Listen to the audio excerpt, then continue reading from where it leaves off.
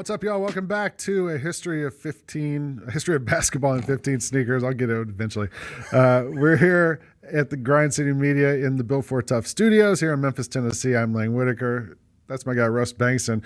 Russ wrote this book, History of Basketball in 15 Sneakers, and we're working our way through. We are on episode/chapter 15 for us, and we get to, I guess, the penultimate shoe in your list, the almost most current, the Under Armour Curry One. The pencil ultimate? I guess. I don't know what we call it. It's I guess this is like the most important recent innovation into the whole shoe world or entry into the shoe world, because Under Armour, when we were growing up, Under Armour didn't exist.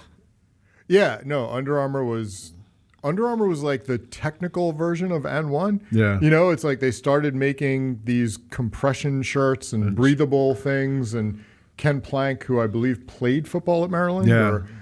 And it starts out as this kind of regional thing. They did sneakers. They got into those fairly early, and they really caught lightning in a bottle with Steph Curry. I think they were really, to me, a football brand. And I think people probably remember the "We Must Protect This House" commercials that used to be on all the time. And especially here in the South and in this part of the country where high school football is such a big thing, like it sort of trickled down, and like all these high school football players are wearing Under Armour cleats or the compression shirts and pants. Yeah, and they did running, and I remember all their running shoes showing up at like Marshalls or a place like that for like $12. Like, clearly they just weren't good. And I think like they were figuring it out, but it was really just like, okay, we can do sneakers, so we're going to do sneakers.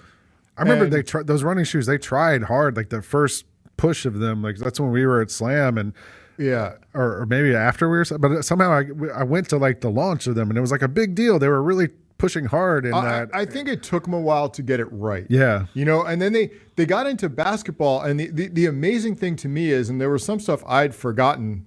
Again, like this was during our time. I might have even not been at Slam anymore at this point. Yeah. But so they signed Brandon Jennings. Yeah. And Brandon Jennings went and played in Italy first. Yeah. Out of high school, right? Like he didn't go to college. He was one of the early go pro somewhere else. He came out of Oak Hill, and then at the time you had to go. There had to be a year between your high school graduation and playing in the NBA. Right. So he goes and plays in Italy, and Under Armour made basketball shoes for him that they didn't even release in stores. Like it was like the ultimate PE. Like, no, your player edition is the entire brand. Yeah.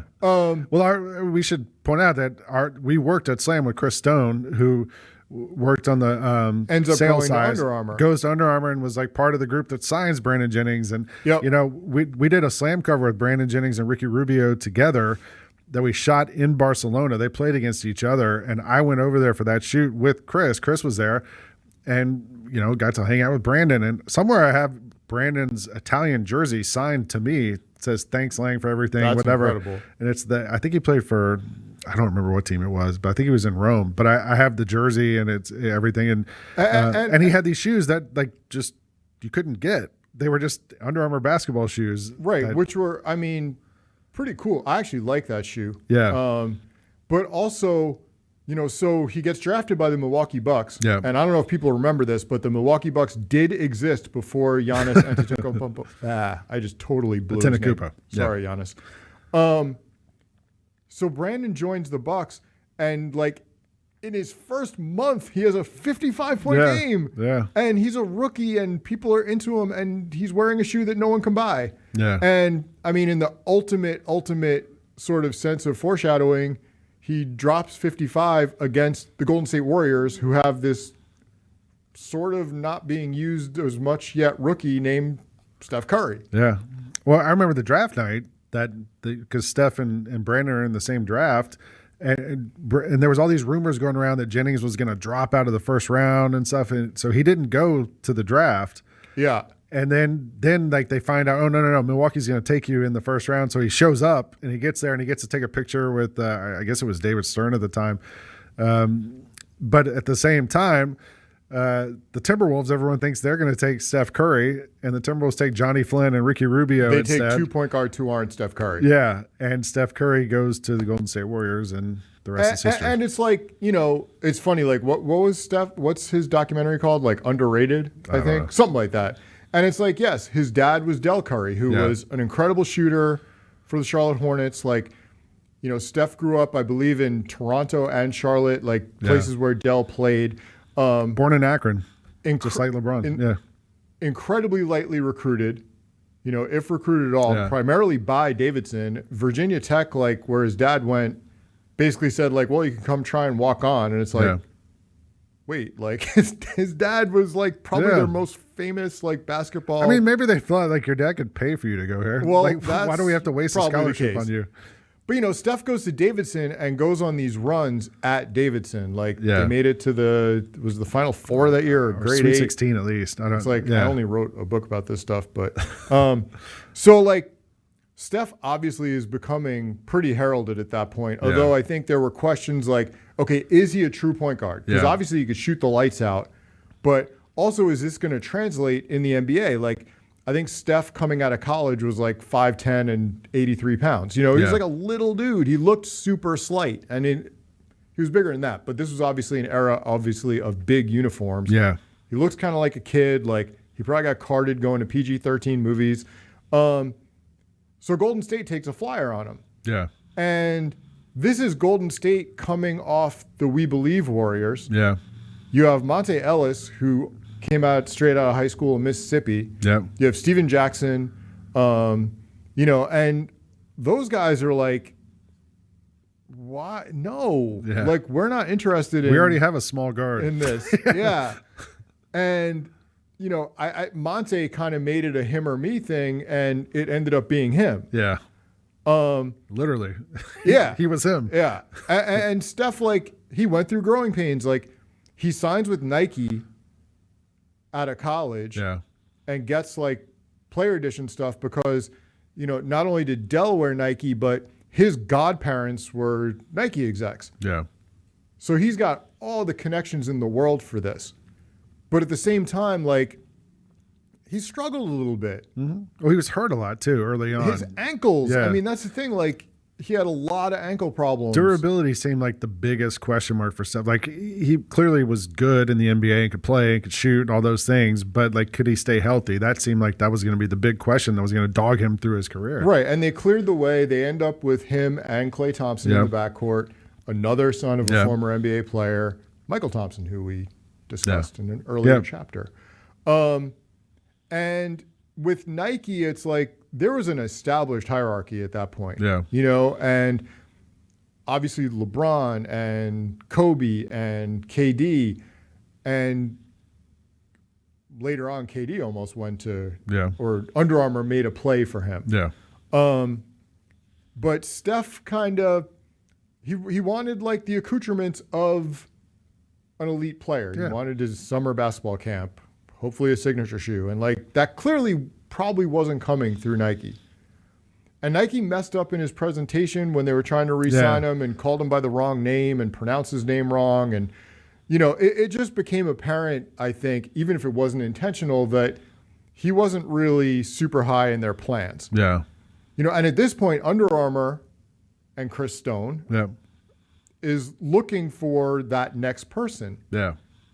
And Steph seemed to be the guy who was available, personable, had shown signs. Yeah. And I think, you mentioned Brandon Jennings having that huge game his rookie year. But then, like, it starts to look like, all right, like, he's not going to be a superstar. Brandon? Yeah. Yeah. And so if you're Under Armour, you're like, well, we need a star. Because if you're starting a basketball line, you need that superstar guy. Like, I mean, we've seen, like, And One was trying to find that superstar. We talked about them in a previous show when they were starting out. And they were trying to get, find somebody to be the face of the brand and all that. And Steph Curry's a pretty good option. Yeah, and, they built his shoe essentially from the ground up because, they needed stability and they need, like, okay, we know his ankles are an issue. So we need to make sure everything's good. And like Steph also obviously now is known for like his insane like workout type stuff. I think he's similar to like our friend Steve Nash, where it's like you're doing balance, you're doing all this other stuff. You're doing these crazy drills with lights and like, you know, change of direction, and to the point where everything is so automatic. And it helped that in between the time they signed him and when they gave him his first signature shoe, he emerges as the greatest shooter anyone's ever seen in the universe. Yeah. And the game shifted that way. You know, I think like, and I don't know if this was luck to a degree or, you know, the idea that three-point shooting would become this hugely important thing in the NBA. You know, there were like signs of it when they moved the line to 21 feet and like all of a sudden everyone could shoot threes. But just like efficiency and the realization that whatever, 3 points is more than two. It's not very difficult. Yeah. But if you go back, you know, Dell, and I wrote about him a little bit because Dale Ellis to me is like one of the most overlooked guys like in the NBA. Like he only made one All-Star team, and the year he made it, he shot 48% from three. Yeah. Like just thinking of what he would be like, the way the game is played. And, you know, Steph's strengths ended up becoming what the league was built on. Yeah. And around that time, that's when the late lamented Vine was around, which was a 6-second video clip. Yeah. And like Steph's game played perfectly into that. Yeah. Like just the absurd things he would do. And like some of those highlights still bounce around. The one where he like dribbles Chris Paul into like an alternate dimension. Yeah. His now teammate. Yeah. The idea of him shooting and turning while it's like the ball hasn't even peaked yet. Yeah. Like he just has this knowledge of self where it's like off his hands. I think he knows whether it's in or not. And also like, you know, his game was so perfect for the social media. You mentioned Vine, but like the warm-ups and all the fans can go in the stands. You know, you get to the game an hour and a half early and he's doing his routine and there's 1,000 people there, 2,000 people there. And everybody's got their phone out to see him make a half-court shot. And everybody tweets that or Instagrams it or X tweets it or whatever you want to call it, Twitter. Right. But everybody posts that thing and the tunnel shots. Shot. Yeah, all these different, like him dribbling 2 balls on the baseline before the game and going through his thing. Like every person records it, puts it out there, and it becomes consumed by everyone. And so everyone is familiar with Curry. That ended up being a different thing too, because if you look at Steph, you know, kind of leading up to him and his earlier years, like the Warriors weren't on TV very much. Yeah. If they were, their game started at 10:30. You know, so it's like who's actually seeing him? And like even while he was still with Nike, I mean, there was that brief moment when he came to the Garden and drops 54 points. Yeah. And like watching that game is so absurd. Like he kind of starts just in rhythm and like, you know, within the realm of basketball. And it just gets more and more ridiculous as it goes on. You know, it's like, I think Carmelo was quoted afterwards saying like, you know, nobody can stop that. Like, what are you supposed to do? And, you know, I think that's where like Steph really blew things up, is that, you know, you can guard players if the 3-point shot is kind of a last resort, or if the 3-point shot, like, oh my God, the shot clock's ending and you're going to shoot it with your toes on the line. But like, Steph brought in that side, and both Mark Jackson and Steve Kerr let him do it, where it's like he'll bring the ball up and shoot it from 35 feet with 20 seconds left on the shot clock. Like, and he'll probably make it. You can't do anything about that. Like, you can't guard that much territory. I think, like, you know, so much is talked about when we're talking about players becoming stars and all that. Like, and we talked on some of the earlier shows here about, do big men sell shoes? Do they not sell shoes? Like, Steph Curry looks like a little kid next to everyone else on those courts, right? I mean, Steph's what's he, 6'3", like 6'2"? Like, he's not tiny. Yeah. But against everyone else out there, he looks like a little kid. And if I have a 10-year-old son, like, kids watch him play and they think, oh, that's what I would be like if I'm on that court against those guys. Right. I'm going to go out there and I can't dunk on them, but I could shoot threes and I could, you know, dribble between my legs and run around and come off a screen, and I'll be the little quick guy who runs around and nobody can keep up with. And I think from that angle, Steph is like the most relatable superstar of today, of his generation, basically. And I think from a sneaker aspect, I see a lot of kids wearing Currys. When my son plays games, like so many kids have on Currys because they're not that expensive. You can buy. They have lots of colorways and different things, and it's just like a good solid shoe. And they're accessible, and that's the player you're watching. You can be like Steph. I think you have, especially as retro happened and as prices went up. Yeah. You had sneakers literally start out as kind of being a kid's thing, where it's like if you were a kid in the 80s, you wanted Air Jordans, and your parents had no idea what an Air Jordan even was, at least early on. And I think it's a similar thing now, which is hard to do in this environment where everyone knows everything right away. But I think kids look at a Curry shoe differently than adults do. A lot of adults who are quote unquote sneakerheads want prestige or this big technology history behind it even. And it's Under Armour as a brand didn't have much sneaker history. Yeah. They still don't. I mean, it's only been around, whatever. Right. I mean, you're starting to get even now retros of Steph's earlier shoes. He's wearing what do they call it? Everyone has a name for an updated retro. I think they call theirs Resto Mods. It's not a Protro? So no, I think it's a Nike word. So it's they bring back the shoe and use whatever their new technology is in it. But still I think Steph's consistent thing is that I can do all things, which he still writes on his shoes, but it's also molded into all of them somewhere, along with that SC30 logo, which I actually like.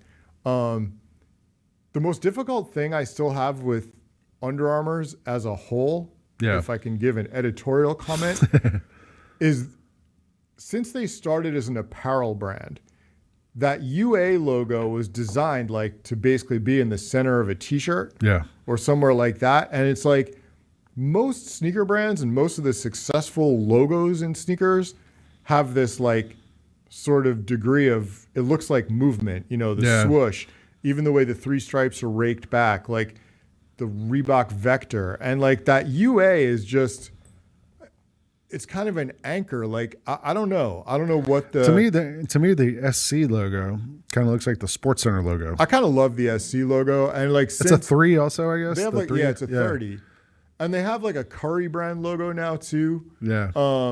But it would be nice to have some sort of more motion thing. And then, the other thing is with this shoe, I think, because I feel like I haven't talked about the actual shoe enough, is just that Under Armour, having started out as an apparel brand, really focused on the textiles in the upper and breathability and form fit and everything else. So it's it kind of makes sense, kind of in the way that it made sense for Adidas to do leather when they did the Superstar, for Under Armour to do synthetics with the Steph Curry. It's also kind of funny looking at that shoe now, the tongue, the way it dimpled like that. Especially since Steph is almost as good a golfer as he is a basketball player. There is a golf thing there too. I mean, it's a great shoe, and I think if we're combining basketball and history and sneakers and all that, Steph Curry is one of the most impactful players of our lifetimes. Yeah, I mean, Under Armour's valuation went crazy after they started doing his stuff, and it's you have people who I think kind of don't buy into Under Armour, but those are the same people who I don't think really, mess with current basketball at all. I would also say though, but I would also say in this world and we just talked about LeBron in a previous chapter, where we've watched these people play from the time they were 10 years old, 12 years old, 14 years old, whatever, and we've scouted everyone to death, and we know exactly how they play and everything. And then every once in a while someone comes along, Steph Curry, who is under the radar and outperforms everyone's expectations and turns into a superstar you didn't see coming. Right, and is kind of a little bit of a late bloomer. Yeah, so like myself. That's chapter 15 for us, which means we got one chapter left of our series, a history of basketball and 15 sneakers. He's Russ. I'm Lang. Appreciate you joining us here on Grind City Media. Come back. We got one more show to do.